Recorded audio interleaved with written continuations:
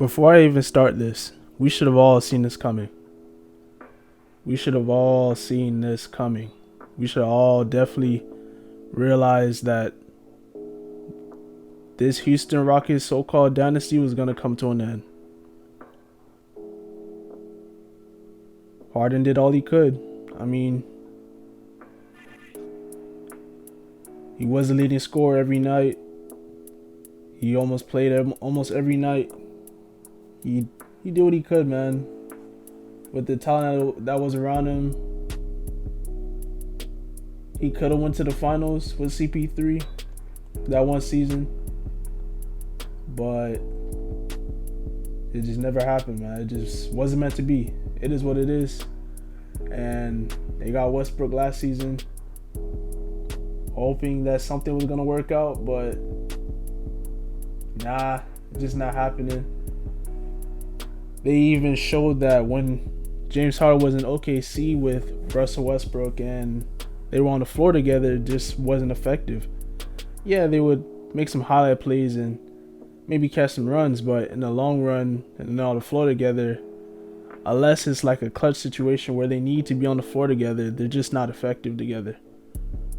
They don't post up efficient numbers compared to when it was just Westbrook and KD or Harden and KD.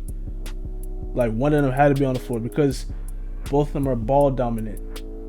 KD is the only outlier at that time because he could play off the ball and come off screens and make shots for them when they need it most. But Harden doesn't play off the ball at all, which is surprising because he is a shooting guard, right? And Westbrook clearly just doesn't play off the ball at all, which I wish he did. Like, some cuts and some runs to the rim for alley-oop or some rebounds would be very, very, very effective, no doubt about that. But I mean, it was predicted that they weren't going to go far, especially with LeBron and AD teaming up. That just wasn't going to work out for them. I figured that they realized that, especially after what happened in the playoffs, only winning the first game and then getting swept the next four. But I believe that should be a turning point for the Houston Rockets in the long term. Looking at how old James Harden is now and how old Westbrook is. Westbrook is 31 years old and James Harden is also 30 or 31, I believe. And I think it's just time to move on. I know I always say that it's time for teams to move on, but I mean, if you're trying to win and make a change, then make the change. That's what you have to do to win, right? You have to adjust your strategy. You have to adjust how your team is set up. It is what it is. But I mean, if Westbrook goes to the Knicks, that's helping out the Knicks marketing-wise.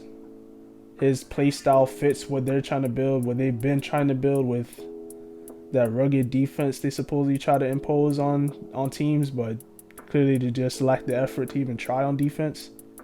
And maybe Westbrook can instill something in those guys, man. Maybe. But if you're going to trade for Westbrook, you got to give up a lot of pieces. There's no doubt about that.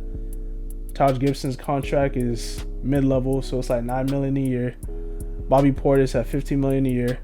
You add that with Wayne Ellington and RJ Barrett, also a draft pick. It's not a bad trade for Houston, to be honest with you. They got some valuable players now that they can build around RJ Barrett. If not RJ, then Julius Randle. It is either one. It doesn't matter to me, honestly. Just some assets to keep, just some assets to trade and make moves with.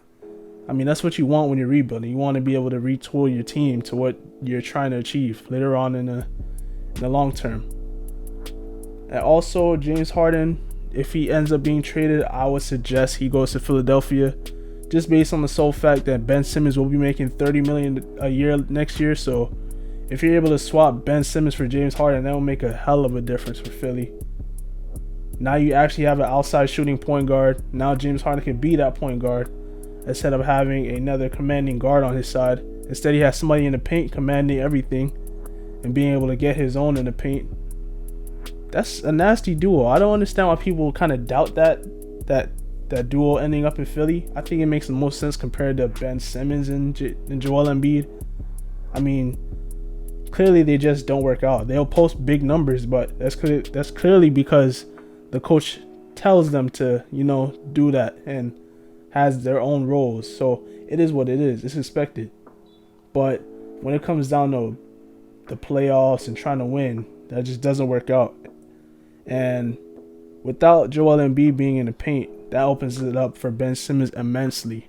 Now he can be able to be a go-to guy when it comes to going downhill and running a fast break. And he has guys running with him. And he'll basically be a point center if you're going to have that role for him, which I think would make sense. He's 6'10", so why not? If anything, you have a stretch 5, which would be very beneficial for him. If they could get Miles Turner in the deal and bring in Ben Simmons, all right, now you're really making moves. It's possible, man. He's 24 years old. He's really young, so I think that would be a very good move for the Houston Rockets. And Russell Westbrook, if any team that he goes to, honestly, he's not going to the Clippers. The Hornets is possible, but he needs to be on a team where he's very ball dominant and he's the closer for that team. I don't think he wants to be having a secondary guy where they're taking the shots that he really wants to take. If a team could get Russell Westbrook and a trade asset like a star player or something, that would be a very good move for that team. But yeah, man, we have to wait and see what happens.